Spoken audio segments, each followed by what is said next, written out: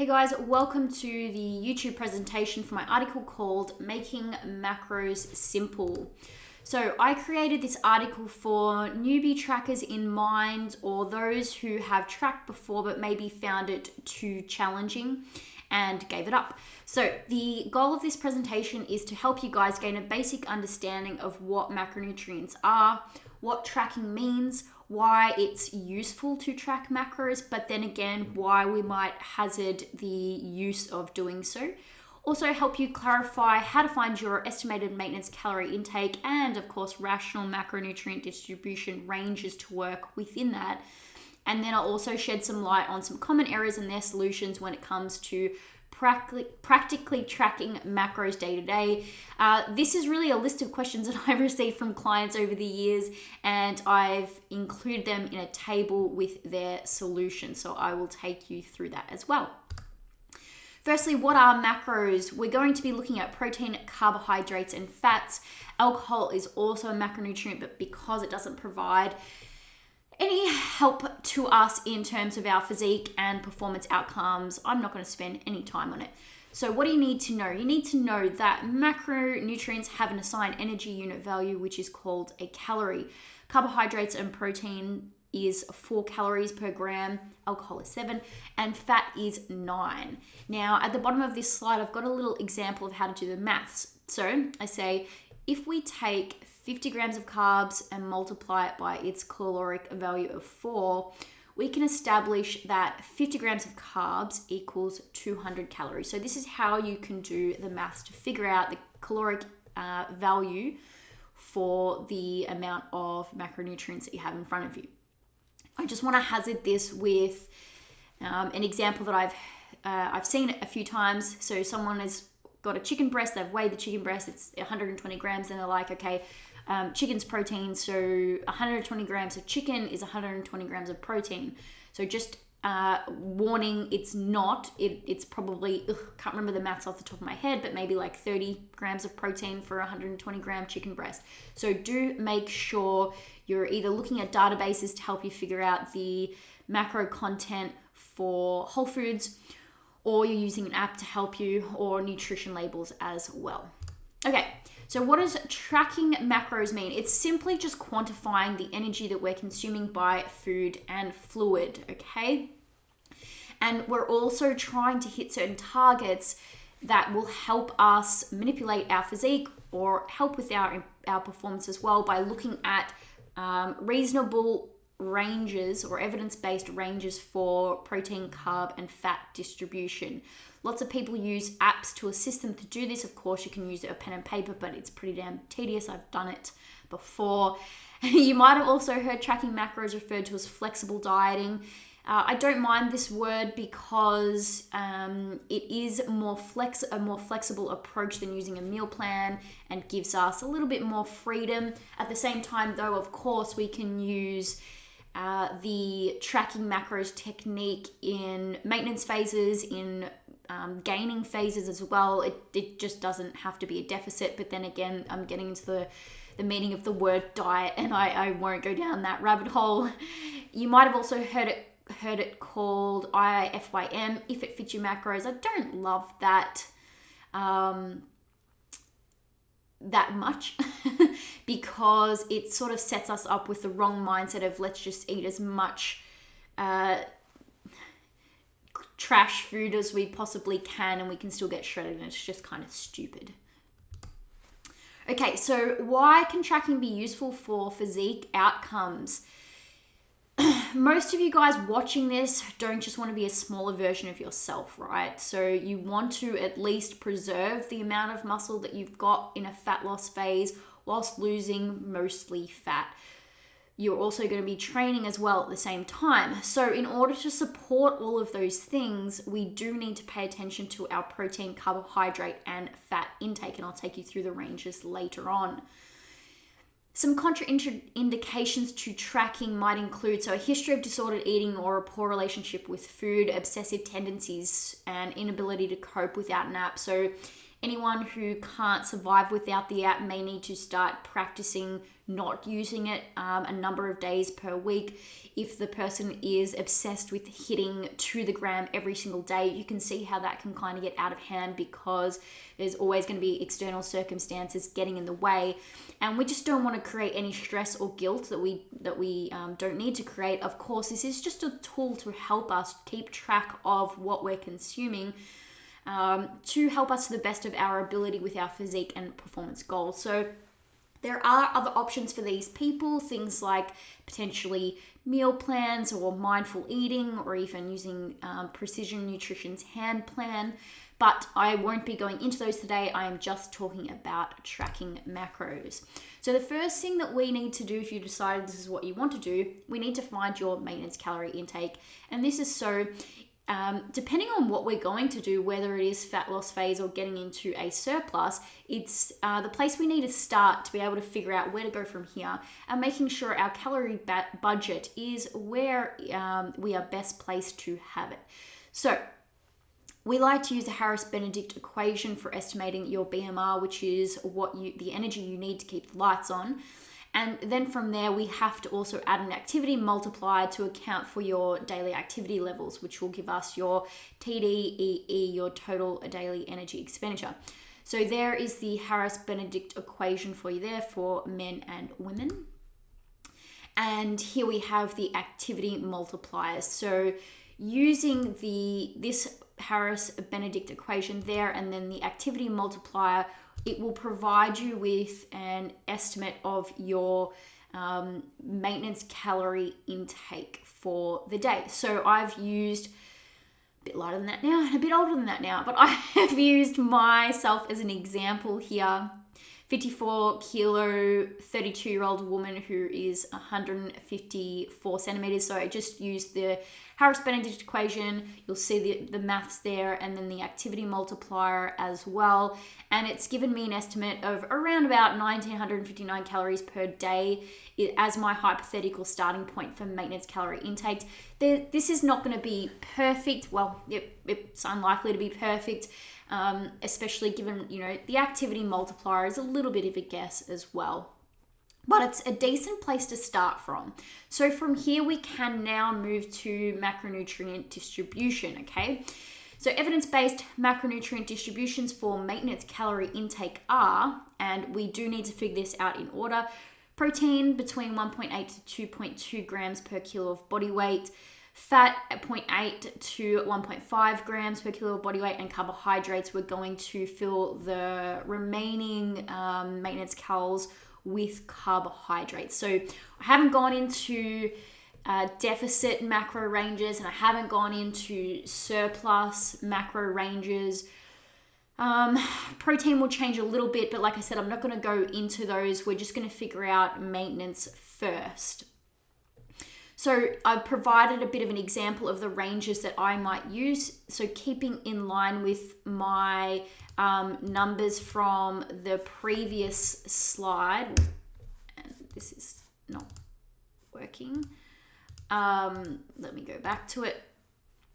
So keeping in mind these numbers from this previous slide, I have provided there the ranges that I've fallen within. So 97 grams to 118 grams of protein, around 43 grams to 81 grams of fat, and then of course filled the rest with carbohydrates, and that'll give me a total of that 1959 maintenance calories. So as long as calories and protein are equated, there is some room for freedom with carbs and fats, as long as your fat baseline has been hit.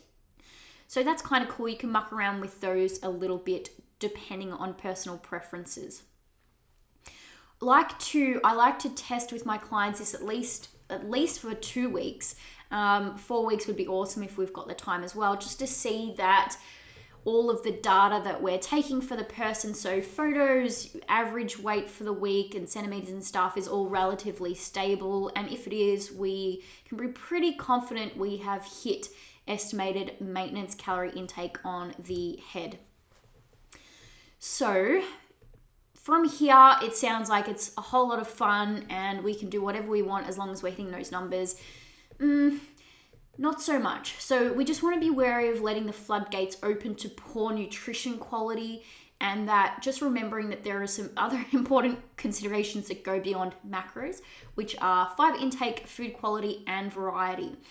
So Ben has created an article called More Than Macros, which I've written here on the presentation, but I'll link it in the description box to this YouTube presentation below, so you can click on that and have a read.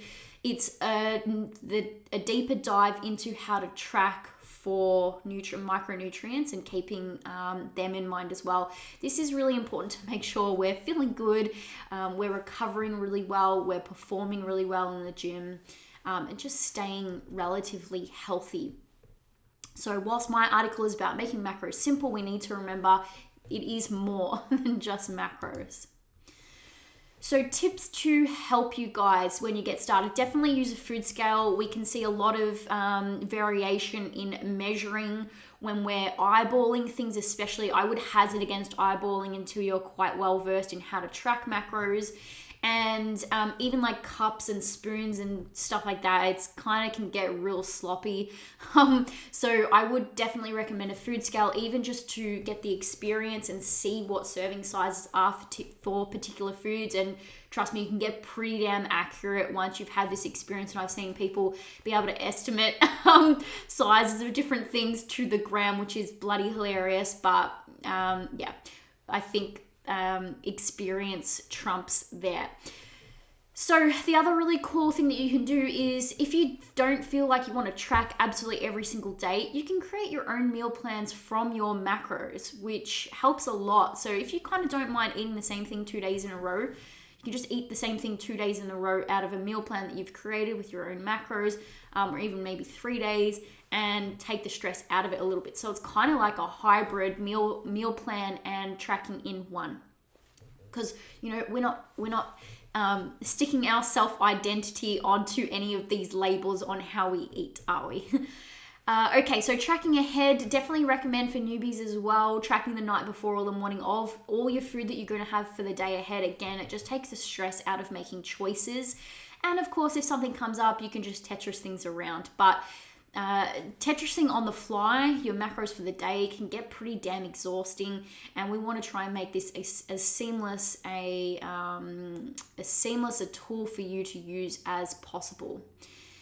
Also, just make sure when you're scanning items in that you are double checking what's coming up on your app, that it reads correctly with the back of the label, or the nutrition label, I should say. And if you're like, that seems funky, there are some online databases, government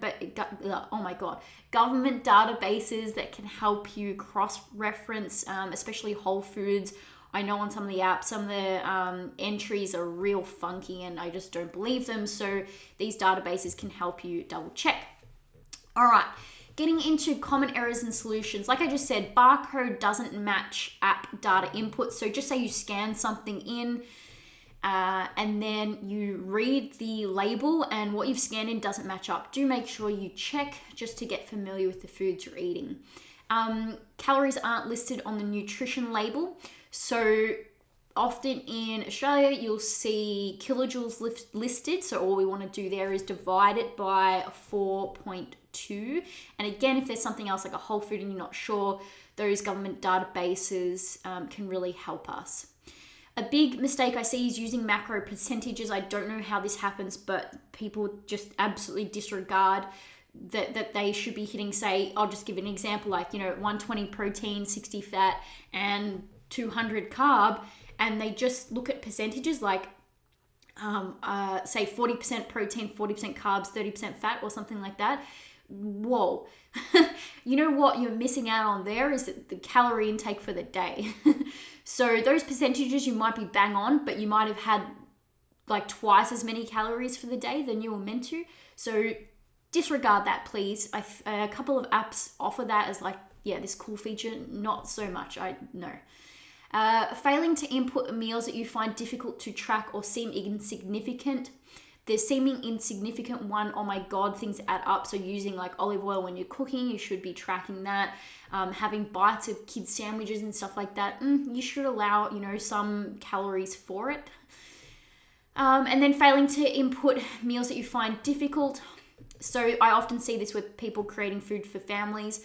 And yeah, you know what? It might be a little bit more tedious. You can do two different ways. You can either get all the ingredients out, track the whole recipe, and then divide it by serving sizes. So track the whole recipe, and if you have 1 of 8, then you've just had 1 of 8. Divide the recipe by 8 serves.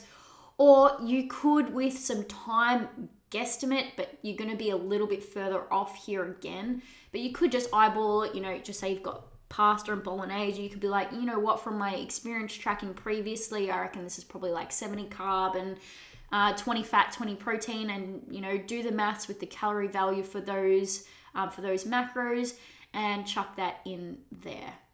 Eating out multiple times per week. Why is this an issue? Well, just because the foods that we're eating out usually are designed to be highly palatable, so they're not going to skimp on fats, carbs, and there's also going to be a greater margin for error. We're probably going to have to guesstimate too. So you can do it. It's just if we are in a fat loss phase and we've got a timeline to meet, you probably want to try and minimize that just to be as specific as you can. Confusion over net carbs and sugar alcohol. This is more a labeling issue. The back of the nutrition label will generally give you total carbohydrates, so do use that. Sometimes the front of the packaging just says net carbs, so it might be a protein bar that has like 3 net carbs written on the front, and then when you turn over, the actual carbs, including sugar alcohols, is like 15. Just use the same system, but I definitely recommend actually looking at the nutrition label on the back and sticking with overall total carbs when we're looking at it. This can also cause some funky stuff happening in the data entry in the apps, because of course anyone can record data, and some sugar alcohols are not 4 calories per gram like carbohydrates, so they might be 2.3 calories per gram or something like that. So there is a little bit of confusion here. Just double check the labels, double check when you're scanning them in as well, that you're getting all of the carbs in there and it's not just like the net carbs written on the front of the packet for marketing. Hitting macros but calories not matching up. This is just an issue with data entry. So if you hit your macros like perfectly to the gram, you have to have hit the calorie target. Remember, we need to come back to the maths at the start. Again, this can get dicey with sugar alcohols where people are rounding up and down and blah, blah, blah, blah, blah.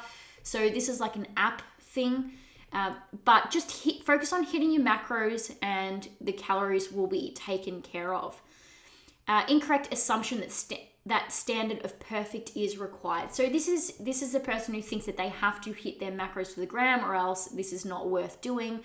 No, even working within particular ranges can be really helpful. So perhaps ranges of 10 grams either side of carbohydrates and protein and 5 grams either side for fat, you'll still get a really good result.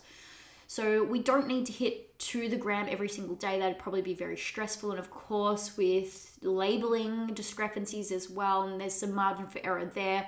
We're never going to be perfect anyway. So close enough is good enough. And then eyeballing food portions inaccurately. I said this in the previous slide.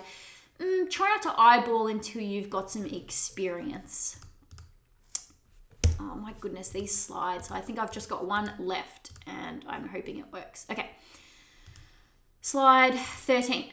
So the outcome of this presentation, hopefully now you've got a really good idea of whether tracking macros is for you or not. You understand that it is a really useful thing if we're looking for a particular physique and performance outcomes as well.